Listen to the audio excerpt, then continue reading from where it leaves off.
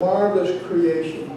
A hummingbird was flying in our yard yesterday. Those things can beat their wings up to 60 times a second, sometimes even faster. Just a marvelous design. How they can hover and then just dart off, come back. The marvelous design of God.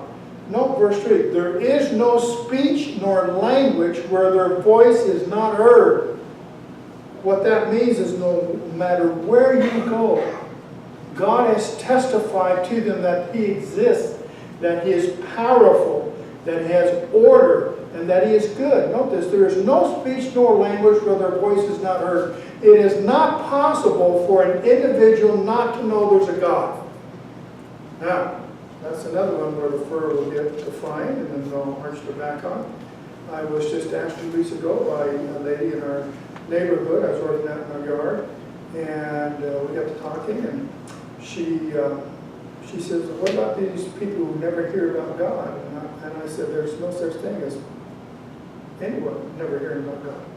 They all know there's a God. This is what it's saying here. Their speech goes throughout the whole world. There's no language where the voice is not heard. They can see creation and it tells them there is a God. The line has gone out through all the earth and their words to the end of the world. What does it say? There is a God. There is a God. There is a God. My own father told me as an atheist and all the combat that he saw, he said one day there has to be a God. He said he saw a skunk with a stripe running down his back and he realized the implication of that. It was a warning, stay away from him. He said there has to be a God. Creation will tell you there's a God. Anybody that comes to you and says that there's not a God, what about all these people who never hear, therefore they get a second chance? I'm sorry, they don't. The Bible says it's appointed a man wants to die, you have a date of death, after that the judgment. There is no second chance. Well, what about all these people who live in South America and Africa and whatever? No such thing as them not knowing there's a God. Look at verse 19. Because that what may be known of God is manifest in them, for God has shown it to them. For since the creation of the world is invisible attributes are clearly seen, being understood by the things that are made, even His eternal power, it will tell them there's a God, and He has power, and He's Godhead, meaning He's divine, so that they are without. Here it is. Without. They are without, what's the word, the next word? Excuse. No such thing. They are without excuse. This runs counter to our culture. There are people who get behind this pulpit and tell you all roads lead to Rome. I cannot worship a God that will send anybody to hell, and yet they will fight you personally if somebody were to rob them and allow that robber to go free. Well, it is 5 minutes after 12. I'm only up to verse 21.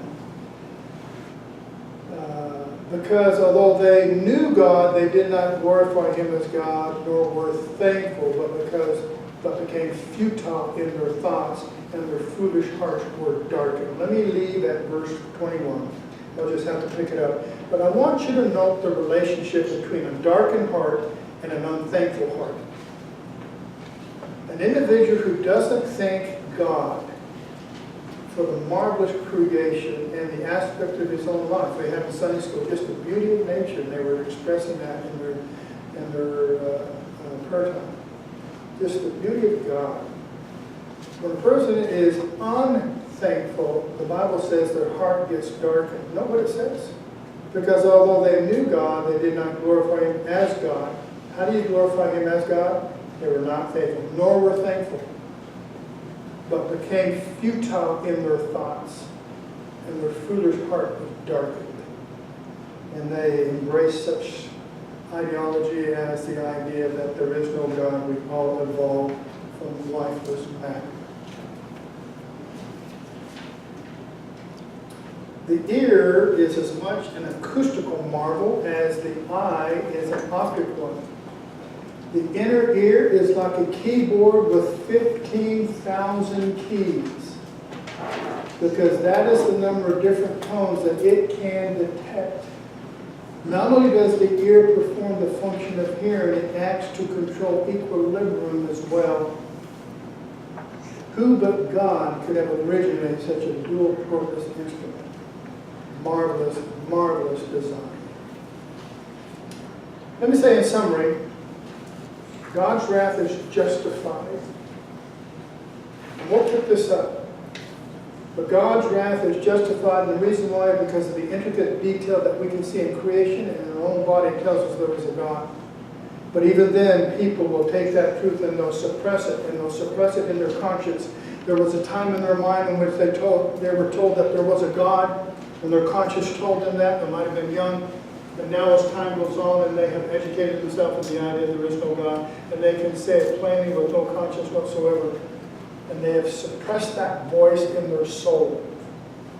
The only problem is that we live in a morally society where we can choose, and the corruption that occurs as a result of suppressing that truth is horrendous. And he gets into detail when he says they're backbiters, and unforgiving, and unmerciful, just all this delineation. And that's what happens with the corruption that comes when you are unthankful and create and worship the created rather than creator. And what Paul's going to do is, with a majestic sweep, he's going to sit there and convince us of man's utter total depravity. It's negative, yes. But the beauty that he's working toward is the free grace that we have in Jesus Christ. So we always want to keep that in mind here. But Romans is going to be marvelous. You're in for a tremendous blessing. And I encourage each of you to remain faithful as the righteous God has made us righteous, and we live righteously. Let's pray together.